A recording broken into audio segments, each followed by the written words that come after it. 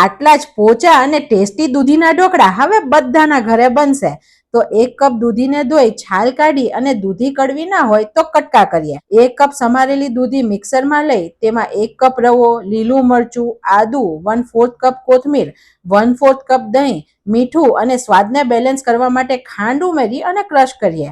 તેમાં 1/4 કપ પાણી ઉમેરી અને ફરી ક્રશ કરીએ. પછી સ્ટીમરમાં પાણી ગરમ થવા મૂકીએ. વાસણમાં ક્ષારના ડાઘા ના લાગે તેની માટે લીંબુ એડ કરીએ અને થાળીને તેલથી ગ્રીસ કરીએ. અને તેલ એટલું વધારે નહીં લગાડવાનું કે નીચેથી ઢોકળા ફૂલે જ નહીં. પછી બેટરને બાઉલમાં કાઢી અને બેટર થીક છે તો 1 ચમચી પાણી ઉમેરી અને કન્સિસ્ટન્સી સેટ કરીએ. અંદરથી ઢોકળા કોરા ના લાગે તેના માટે તેલ મિક્સ કરીએ. પછી 1 પાઉચ ઈનો ઉમેરી તેને એક્ટિવેટ કરવા પાણી ઉમેરી અને સરખું ફીણીએ. બેટરને થાળીમાં લઈ તેમાં મરી પાવડર અને લાલ મરચું છાંટીએ અને ઢોકળાને 15 મિનિટ માટે સ્ટીમ કરીએ.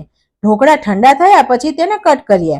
વઘાર માટે તેલ, રાઈ, સફેદ તલ, લીલું મરચું, લીમડાના પાન ઉમેરી અને તેમાં હિંગ નાખીએ અને વઘારને ઢોકળા પર પાથરીએ એટલે એકદમ પોચા, જાળીદાર, ટેસ્ટી અને મોઢામાં પાણી આવી જાય તેવા દૂધીના ઢોકળા બનીને રેડી છે. તમે પણ ઘરે બનાવજો.